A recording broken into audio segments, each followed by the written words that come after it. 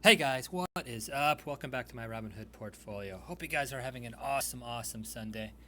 As you know, no trading today, but I did kind of want to jump into my portfolio and go over a topic that was recently introduced to me, and that is the difference between dollar cost averaging and value cost averaging. So I made a video a couple weeks, actually about a week ago, talking about dollar cost averaging and how that could benefit my portfolio moving forward. It's basically a strategy of investing a certain amount of money into the market every month, regardless of the price. So it kind of spreads out the market risk. That is, for example, as a personal example here, Pfizer.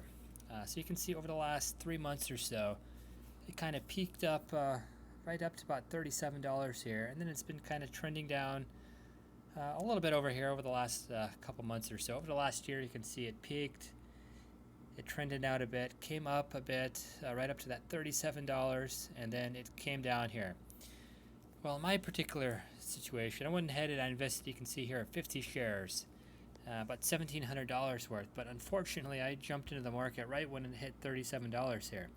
I put all my money into the market. Well, as you can see, the stock has trended down here. And if you notice here, I've lost $156.50, about 8.46%. So what I should have done, instead of investing the entire 50 shares here, that's $1,700, what I should have done is bought 5 shares here, 5 shares here, five maybe right at that peak at 37, then five here, five here, five here, and you can see I'm spreading out the risk here.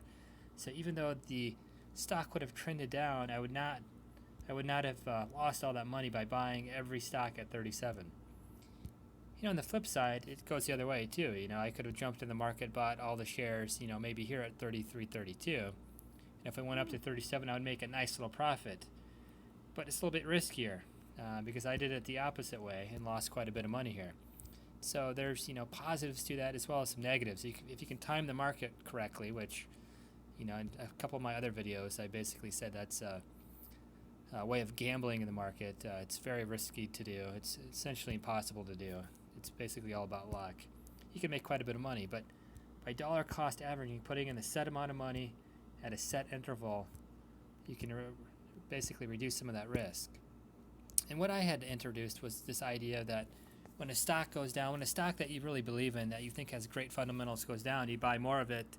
When it goes up, you buy less of it. Well, actually, that's a different type of investing called value averaging or value cost averaging.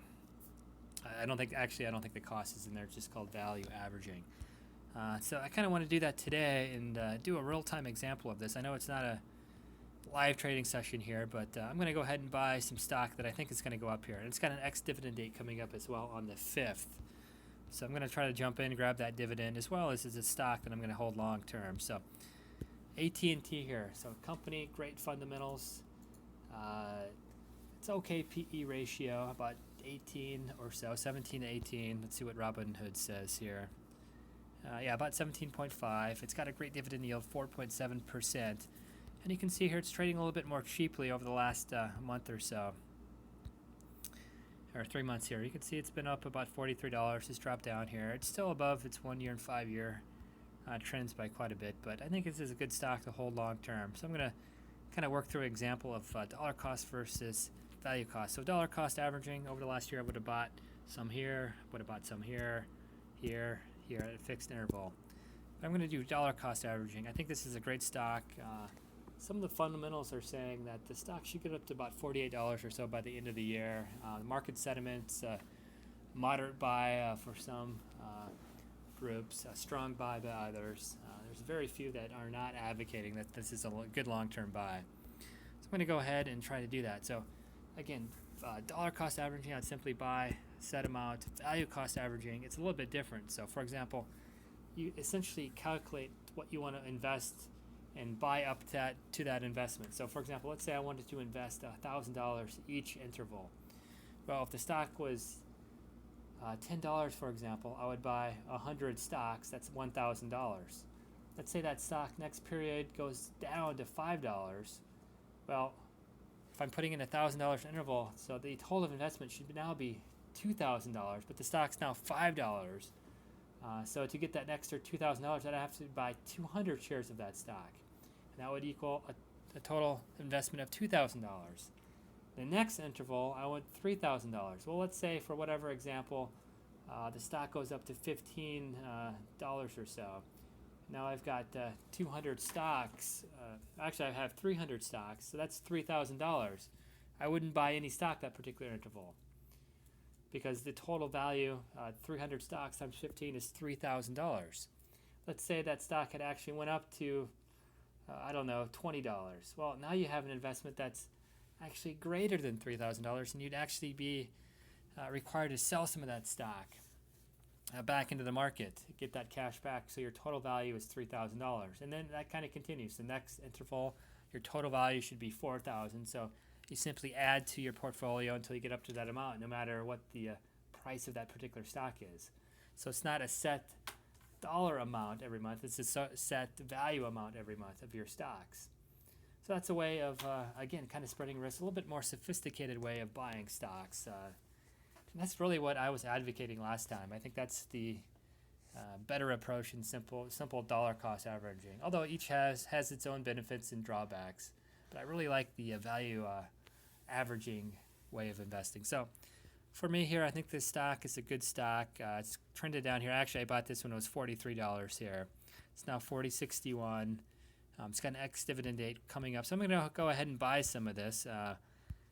Actually, I don't want to sell it. I want to buy. So as you know, order types, you always want to put a limit order in Robinhood. This application really never has the exact market price in its menu here. If you buy just a market price and it's like, for example, $40.61, you might buy it for $40.70. I mean, it can be off by that much. I think this is probably going to trend down a few more cents here. So I'm going to go ahead and put it in at $40.52. Actually, let's go $40.51. I think it's going to go down about 10 cents or so. That's a limit order. I'm going to have that never expiring. And then I have $804 available. Let's go ahead and put in, what if I put in 20? Actually, I've put in 19. That'll do it. If I put in 20, that's going to go just a bit over. So I'm going to put in 19 stocks. Go ahead and put that in for a limit buy, and I went ahead and bought that. So I'm going to buy 19 stocks of AT&T here. And like I said, there's an ex-dividend date coming up just in a few days here. So I'm going to jump in and buy some of this and most likely hold this long term. As you know, after the ex-dividend date, these stocks typically drop by the dividend amount, but I don't really care about that. I'm going to hold this long term. So yeah, made a play there. So invested, added to my telecoms there in AT&T. And yeah, I hope you guys get a little bit better idea what the difference between dollar cost averaging and value averaging is. Really encourage you to read up about it. That's what I did after one of the viewers went ahead and suggested that I take a look at that, and learned quite a bit actually from that discussion. So again, thank you guys for helping me learn a little bit about the market here. Definitely appreciate that. As always, if you like my videos, go ahead and hit the like button, subscribe. Really helps the channel out a bit. Helps me out quite a bit as well. Give it a thumbs up. Leave a couple comments. Again, I really enjoy interacting with you guys and learning about investing, and didn't even realize there was a difference between dollar cost and value averaging until I was alerted to that in the comment section. So thank you very much for that. Hopefully tomorrow I'll be back on. Hopefully I can get in and do a live trading buy. There's a couple of stocks I want to go ahead and buy right before the ex-dividend date. A couple closed-ended funds that I'm looking at with dividends about 10 to 12%. It's going to be kind of a risky play, but I'm going to jump into the market tomorrow and kind of play around with that. So again, if you like my videos, go ahead and subscribe, leave a thumbs up, leave a like, and we'll see you guys next video.